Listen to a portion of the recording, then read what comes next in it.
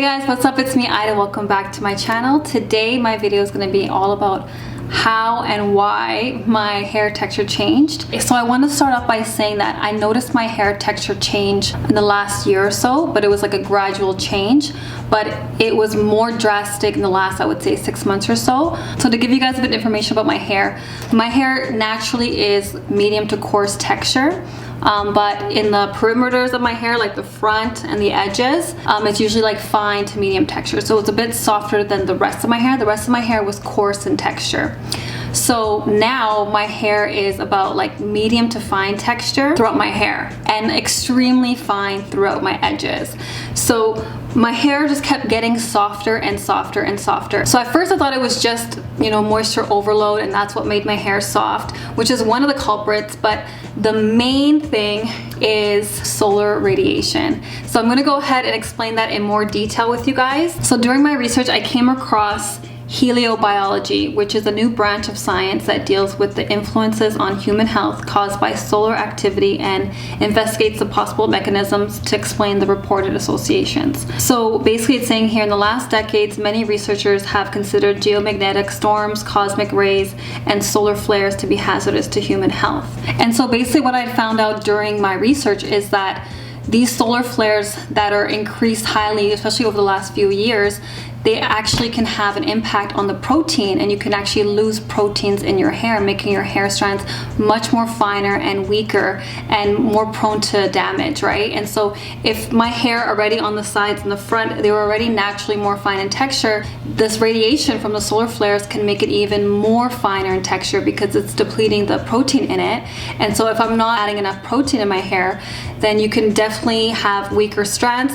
And then anything you do to your hair, like manipulating it with heat or blow dry or even just combing or doing hairstyles, it could definitely make a major impact if you're not being careful and gentle. So I was still handling my hair just regular as usual because my hair is usually, much stronger. I noticed my hair becoming much more finer and softer as time went on. And even when I would wash my hair, as soon as I would come out of the shower, I noticed like my curls just looked different.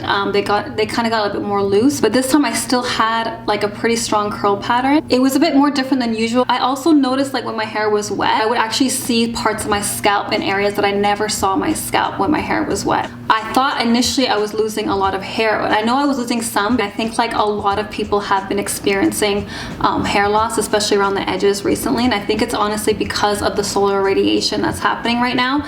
And I know it's not really discussed a lot in like the news or the mainstream media or anything like that, but it has been going on ever since the new solar cycle that happened on December 15th. They've had really high increased activities of CMEs and solar flares, solar radiation and gamma rays that are coming down to Earth. It affects electronics, GPS, but it also affects human health in a lot of different ways as well.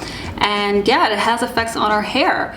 And so let me know in the comments below, have you guys experienced any differences with your hair texture or hair loss or hair thinning, hair shedding, or anything, and you're trying to figure out what's going on but you just can't explain it? Because there's definitely could be other reasons as well. It could be stress, the way you eat. There's so much different things like hormones, anything like that. Basically I ruled them all out and realized like it was really the solar radiation that was having an effect on my hair texture. I mean, like, there's a lot of other people that I personally know that have also been experiencing the same thing, changing their hair texture. And if your hair was already soft to begin with and it becomes even softer with this, then yeah, a lot of times you can experience hair loss and hair shedding because of that.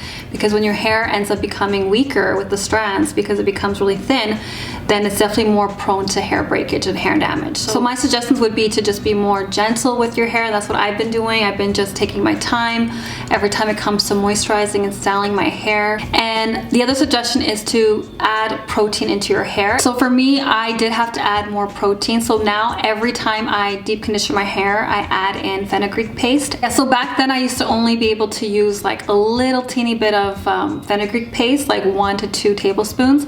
And now it's like basically like half of the deep conditioner, or maybe even more, will be the fenugreek paste. And I'm going to add in more protein in the front of my hair more often than the rest because it needs needs more of it because it's different textures, and a lot of people have different textures throughout their hair.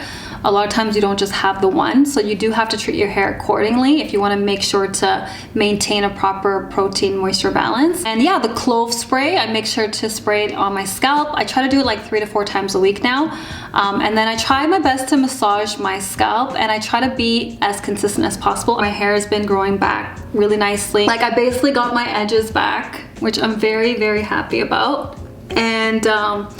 And I do have a video, you guys, on that with the clove water, and that has helped drastically, you guys. Oh my goodness. And thank you to my friend Lucy for, you know, putting me on to clove water. I'm just also getting used to my new hair texture, and I don't know really if it's gonna stay like this or if it's gonna get back to how it used to be once I, you know, add in more protein. Because what I've noticed also is that it's my first time really dealing with moisture overload, like extreme moisture overload. One thing I realized is that I thought like if you just put in a whole bunch of protein, like your hair would bounce back right away. But what I've noticed is that it's actually harder to get your hair back to the proper balance once you have moisture overload, especially if you're already protein sensitive. I notice it's like a gradual process. Like, you just have to keep adding more and more, and then you'll like slowly see the results. And so you have to just keep going. It's not like a one-time like throw a whole bunch of protein in your hair and your hair is back to normal. Like, I find that it's easier to overcome protein overload. Like, if you just throw a whole bunch of moisture, like, yes, it doesn't right away get back to moisture, but I feel like after a few times it does. But not with moisture overload for me. Like, it takes a while to build back up that protein in your hair. So my advice for you guys is to act on it earlier, as soon as possible. As soon as you see your hair starting to get a little too soft, add in that protein, and then just be consistent with it, and just make sure going forward you have like a really good hair routine in place, so you make sure not to neglect the proteins. Because still till this day I still get comments with people saying, oh, I thought you were protein sensitive, why are you using protein? And so once you're natural for a long time, you'll see that even your protein sensitive hair can get to a point where you have moisture overload. And like, our hair is made up of protein, so we always want to make sure that we have enough protein in our hair. So yeah, when we don't have enough protein, our hair gets weak and it gets way too soft, and then you're at risk for more damage. So I just wanted to share my experience with you guys to see if that's something that you guys have maybe thought about as well, or wanted to look into for yourself. So thank you guys so much for taking the time to listen to me today. I hope you guys, you know, enjoyed the video. I hope it was helpful. Please let me know your thoughts and your comments down below, and I'll see you guys in my next video. Bye. Take care for now.